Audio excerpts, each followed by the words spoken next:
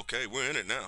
We are in it. Problem 2.5, run descriptives and check the data. So if you entered your data properly, your screen should look like this, which is the same data as is displayed on page 30. All right, now I'm hoping that you all remembered that you have to shift views. Okay, so I'm going to Control T and um, go back to our variable view. Okay, we can't enter any data here. All we can do is enter information about each of the variables. Okay, remember earlier I was switching back and forth between the variable view and the data view. Control T. So now this is our variable view. We see our data view. We see our variables up top here, and this is the data for each variable. Now that we've looked at our code book, we've developed our code book and printed it out, so to speak, at least on screen, we know what 5 means. We know what a 3 means here. We know that for this particular, so these rows represent people or responses. And so we know for this person, um, they, well, that would be a good question. What does this 0 represent? What does this 1 represent? Okay, well, if we forgot what it represents, we can go back to our code book. And we know that for reading, 0 meant not checked. And this meant checked. And well, let's look at our variable view. Control T. Reading. Now we know. 0 not checked, 1 checked. Okay?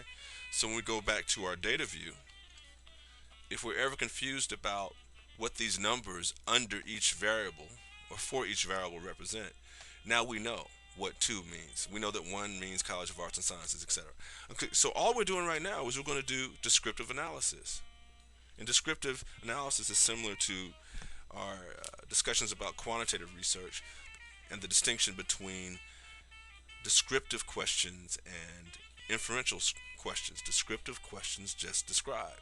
And so we're just going to follow along with the text. We're going to go to Analyze, Descriptive Statistics, and Descriptives. Now, your textbook wants you to um, do something about holding something down. The best way to select all the variables is to do Control A. Control A. All right. So these are all of our available variables. These symbols represent this means scale, like a ruler, and this means nominal. You see different categories here: scale, scale, scale, nominal, nominal, scale, nominal, nominal. And so, in order for SPSS to act on it, we have to move it over into the right window. Okay, we're on page 32 now. And then we're going to click the Options button.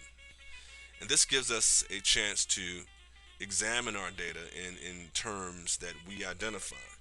And so the text wants us to check mean, wants to uncheck standard deviation, minimum, maximum is checked, that's right, and variable list.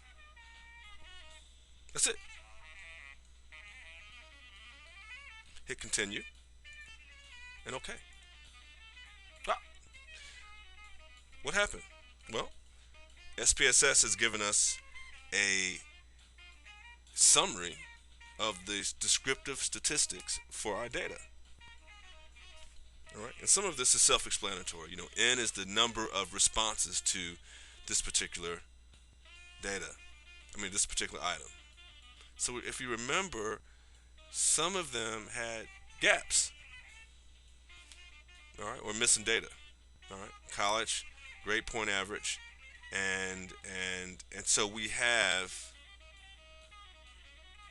these differences here.